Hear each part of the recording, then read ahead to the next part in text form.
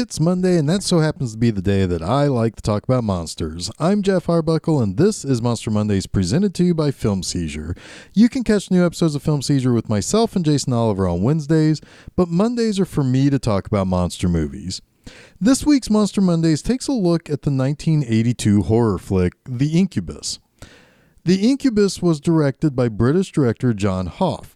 Hoff had cut his teeth on several British gothic horror flicks like Twins of Evil or The Legend of Hell House. However, he also made The Watcher in the Woods and Escape from Witch Mountain, which are both particularly nostalgic for several movie fans of a particular age. Hoff also made a couple pretty forgettable horror films in the 80s like American Gothic and The Fourth Howling Picture. All that said, Hoff has had a pretty long career. That contrasts pretty heavily to the screenwriter George Franklin. If you try to click on his name on the Wikipedia entry for The Incubus, it just takes you to a football player's page. On IMDb, it shows that Franklin wrote exactly 2 scripts. This one and 1990's Personals, a TV movie. However, Franklin adapted Ray Russell's 1976 novel, The Incubus, into a movie. Or did he? George Franklin's IMDb page says he did, the movie says he did, but Wikipedia says that Ray Russell adapted his own novel. Russell had written screenplays in the 1960s, some for our good friend Roger Corman. It's possible he took up a pen name later in his career, but I don't know. My point is, the history of this movie is a little bizarre. But let's talk a little bit about the featured creature in this creature feature. Yeah, I like that. In this, we learn about an incubus. And what is an incubus other than a band that struck it big with a kind of a one-hit wonder about 20 years ago? Well, most people know what a succubus is. That's a feminine demon that will suck the life and vitality from men by way of sexual activity. Well, an incubus is a male demon that does this to women. Basically, incubi and succubi have both been part of folklore and human collective consciousness for, maybe about 4,500 years. Some of the earliest mention of an incubus in history comes from Mesopotamia around 2400 BC. Apparently, it had something that ties to the Gilgamesh hero legend, and both the male and the female demons are present in the story. Succubi will usually appear as a beautiful woman until you kind of see her up close and you start to see some weird inconsistency. She may have claws or talons instead of hands or feet. She may have other deformities as well. Incubi are sometimes known for having either extremely large or extremely cold penises. There are even inconsistencies on whether or not incubi are bisexual or heterosexual. However, sometimes the incubus will impregnate a woman with a half-demonic offspring. So these guys are pretty gross, huh? I mean, like cold, huge penises. I mean, yoinks. Although our movie, let's get to that instead, right?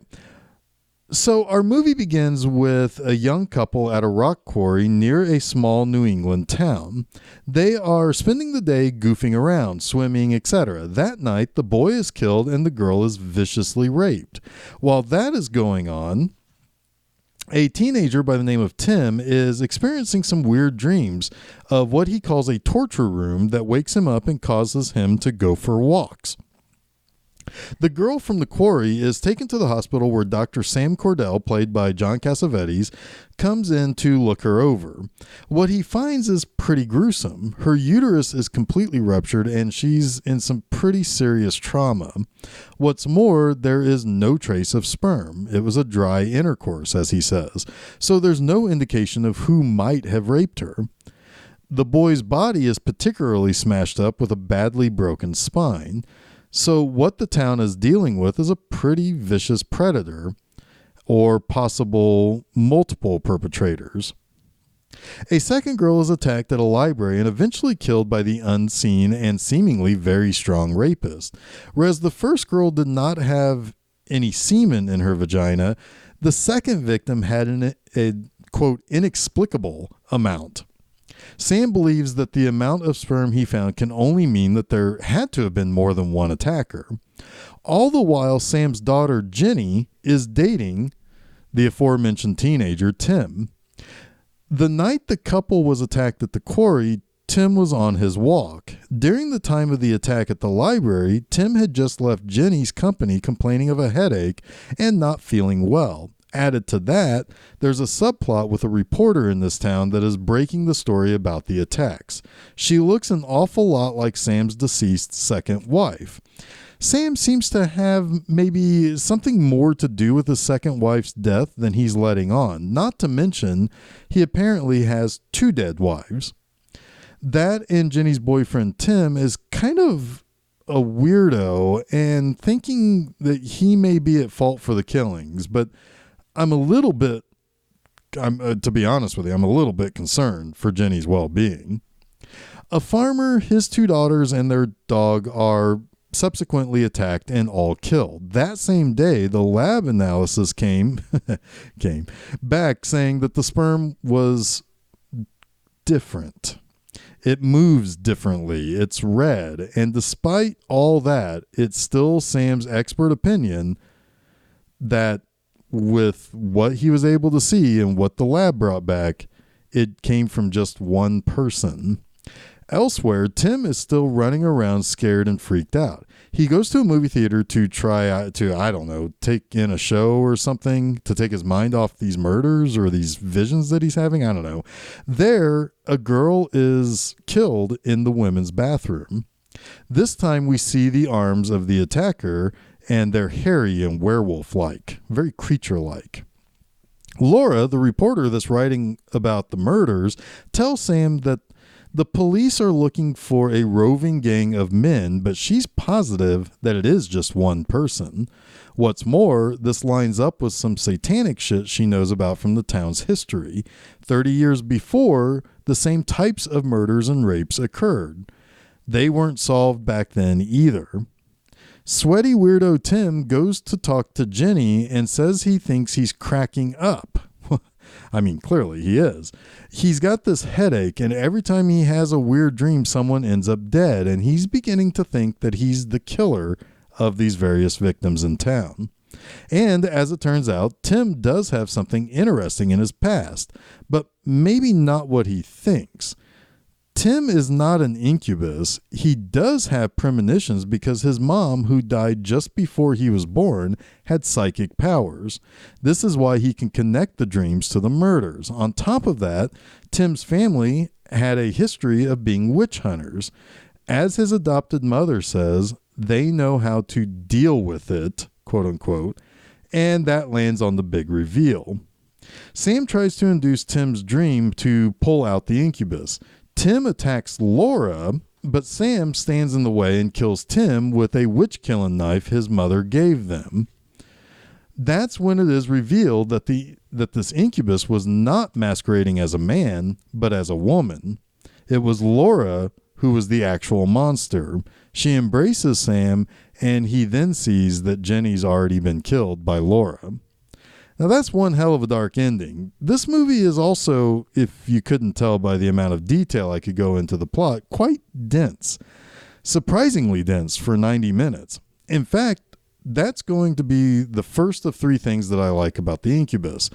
You can clearly tell that this was based on a novel.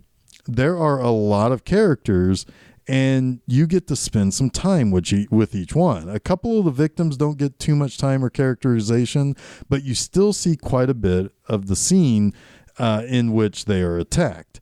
Almost as if what you don't get from them as characters, you get to know more about the incubus. It's kind of interesting because where I feel like this being based on a book helps you with a slate of characters that you get a real good feel for, I do have to say I'd like to have had more time to learn more about the witchy backgrounds of the town, but I do appreciate the relatively rich characters of the movie. Second, I actually do quite like the surprise reveal for who the incubus was. Instead of it having to be this kid with these bad dreams and being a werewolf-like guy who feels bad, feels like he's done something wrong, needs to be locked up only for him to escape and kill, well, we get a little bit of a switcheroo.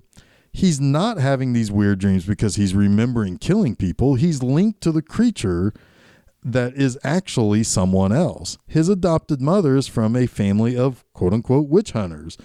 Well, his powers are there to basically hunt this monster. So I like this idea.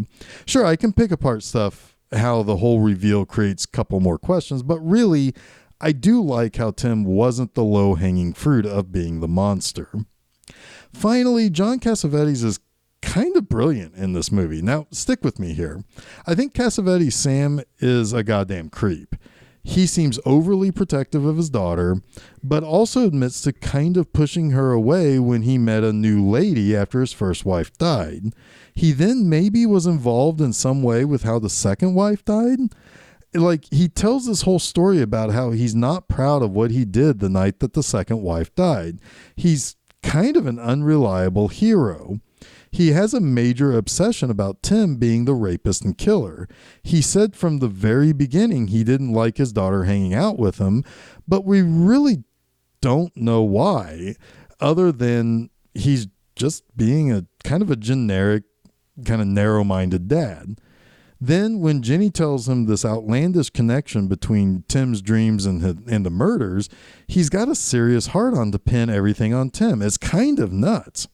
Now, remember, this is during a time of slightly more polished exploitation.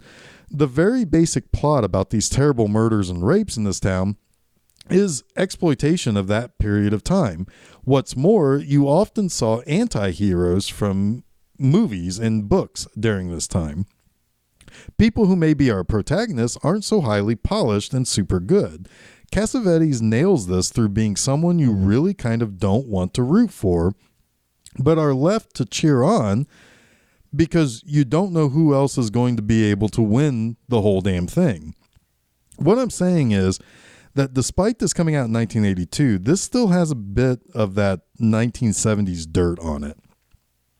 So that wraps up this week's Monster Mondays. Until next week, I'll see you later. And don't forget to check out new episodes of Film Seizure every Wednesday and a new installment of Monster Mondays each Monday on FilmSeizure.com, as well as places where fine podcasts are found like SoundCloud, Apple Podcasts, Google Podcasts, Stitcher, TuneIn, and Spotify. You can also check out new posts at my website, bmovieenema.com, each and every Friday.